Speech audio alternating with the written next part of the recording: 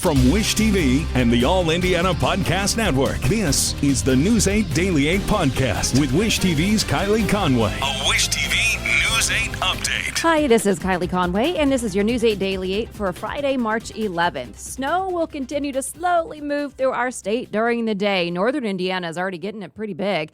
The evening commute could be a little dicey, a little tricky, slushy, slick conditions likely. Highs look to be cooler with numbers only getting into the mid to upper 30s. Family members of a missing Carmel woman plan to hand out flyers and talk with people in Georgia, where she was apparently last seen. Police now believe Sierra Breland was in a suburb of Atlanta a day before her husband reported her missing in Indiana. According to Xavier, he said that she was in Indiana and was last seen in Indiana. However, as far as we can show right now, we can show that she was last in Johns Creek. Police say Breland's husband is a person of interest in the case. He's in the Hamilton County Jail waiting for extradition to Georgia on charges not related to his wife's disappearance. 3 more Central Indiana men are facing charges for taking part in the January 6th Capitol riots. The FBI arrested 3 cousins, Eric Cantrell of Greenwood and Jared and Quentin Cantrell of Indianapolis. Investigators say that 3 were seen in pictures outside of the Capitol. They were arrested at their homes yesterday morning. They face 4 federal misdemeanors for entering the Capitol building. None of them is accused of violence while inside. The Republican National Committee sues the January 6th committee to block the subpoena of Salesforce records. The RNC filed the lawsuit Wednesday. The committee says the subpoena is too broad in scope and would allow lawmakers to view sensitive information on donors and volunteers. The January 6th committee says it's not collecting information on donors. Members say that they're looking into whether Salesforce used email software to spread misinformation about the 2020 election. And the U.S. Senate gives final approval to a massive emergency aid package for Ukraine and its allies. It's part of a $1.5 trillion government-wide spending bill. $13.6 billion are set aside for Ukraine. Half of that is for arming and equipping Ukraine and the Pentagon's costs for sending U.S. troops to Europe. There's also funding for refugees and money to pay for more sanctions against Russia if that's needed.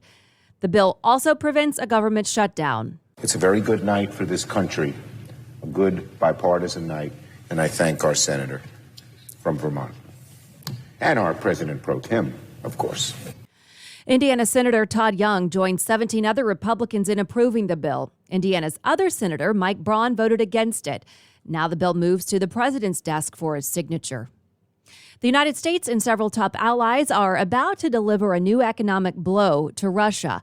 President Biden is poised to announce that he and other G7 leaders will no longer grant Russia most favored nation trading status. The move will open Russian exports to sharply higher tariffs. The move does require an act of Congress. Several top lawmakers have been urging Biden to take steps to end trade relations with Russia. And Russian forces are attacking western Ukraine for the first time. Ukrainian leaders say Russian airstrikes hit Dnipro and multiple airports in the region. Defense officials in the UK said overnight that Russian forces could be preparing for a fresh attack against Ukraine's capital of Kyiv. Officials say Russia is making limited progress, but logistical issues have hampered its invasion. This comes as a massive Russian convoy near Kyiv disperses.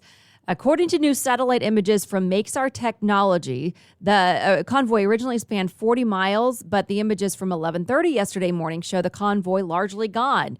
Maxar says that the convoy has repositioned into forests and tree-lined areas in a separate city. Today, Vice President Kamala Harris meets with the president of Romania. As one of Ukraine's bordering neighbors, Romania is seeing a flood of refugees fleeing the war. The country says it has taken in more than 84,000 refugees as of Tuesday. Harris spent yesterday in Poland, which says it's welcomed in about 1.5 million Ukrainians. The vice president's trip is also aimed at reassuring NATO allies of America's military support.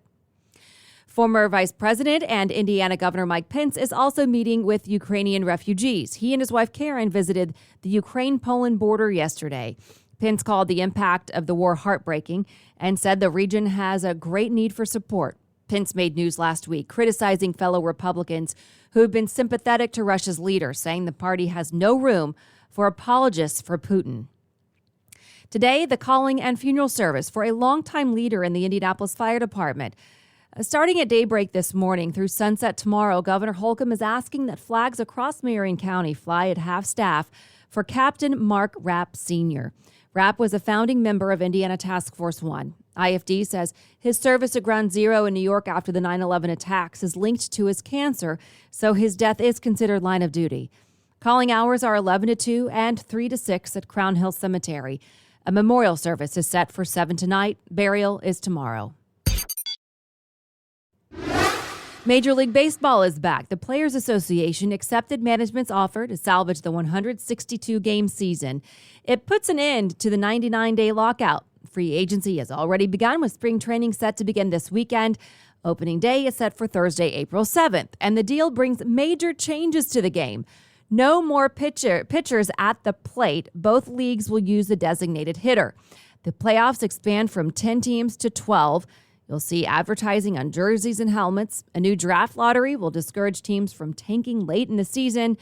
And new rules committee, including current and former players, will work on more new rules for next year, including a pitch clock, bigger bases, and limits on defensive shifts. A favorite of generations of children has died. Emilio Delgado played kind-hearted fix-it shop owner Luis on Sesame Street for 45 years. His wife says Delgado died of cancer yesterday at their home in New York. Delgado was on the children's show until 2016. Producers of Sesame Street say that it was the longest-running role ever for a Mexican-American in a TV series. Masks on public transportation will be staying around a little bit longer. The TSA says it's extending the mask mandate through April 18th. It was set to expire next week. Wish TV medical expert and former U.S. Surgeon General Dr. Jerome Adams says that it's a good move as some areas of the country continue to battle with COVID cases. I'm definitely okay with the timing of it. And here's what people need to know. The challenge with public transit is you've got to look at interstate. This has got to be something that applies to the whole nation. And while it's good news that many communities are seeing lower cases, we know that there are still communities across the nation that actually have high rates of spread and moderate rates of spread. He adds that the mandate will be helpful as people travel for spring break. And the CDC says 2% of the U.S. population lives in a high-risk area for COVID-19. That equates to about 7 million people. 21% are considered to be in medium-risk areas. TSA says the extra month will give the CDC time to develop new, more targeted policies. Those will consider the number of cases of COVID-19 nationally and in local communities and the risk of new variants. IU and Purdue both have games today in the Big Ten men's basketball tournament. IU held off elimination yesterday in a comeback for the ages. News 8's Charlie Clifford recaps how the team was able to pull off yesterday's stunning upset of Michigan. IU sends a clear message to the NCAA Tournament Selection Committee on Thursday. The 17-point comeback win over Michigan should be enough to put the Hoosiers in the field of 68. Those were the words from head coach Mike Woodson post-game. IU started the day on the outside looking in.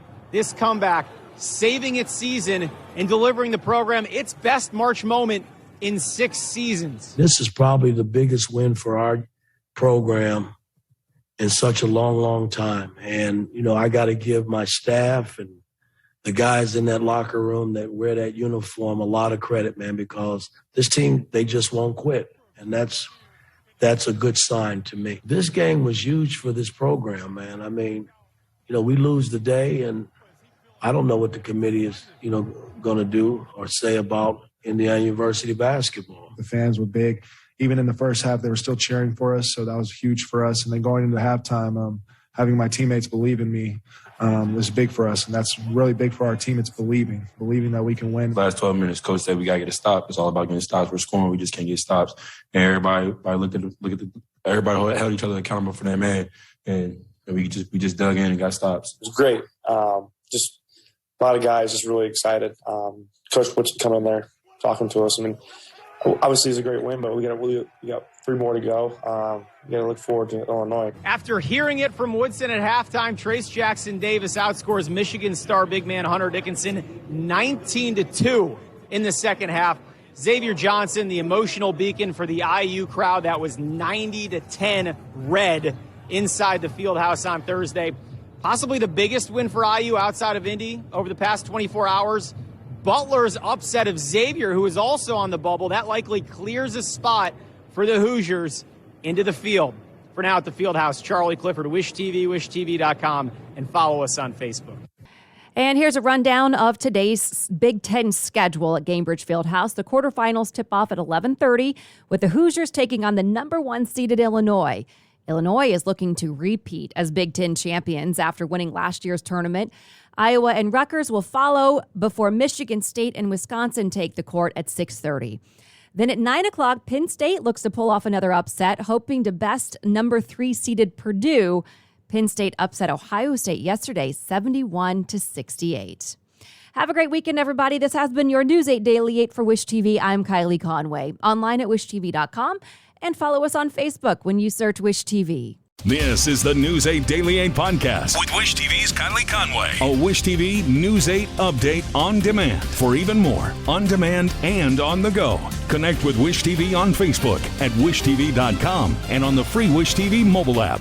Thank you for listening. And be sure to like, subscribe, and follow this podcast for updates every weekday morning on the All Indiana Podcast Network and wherever you get your podcast.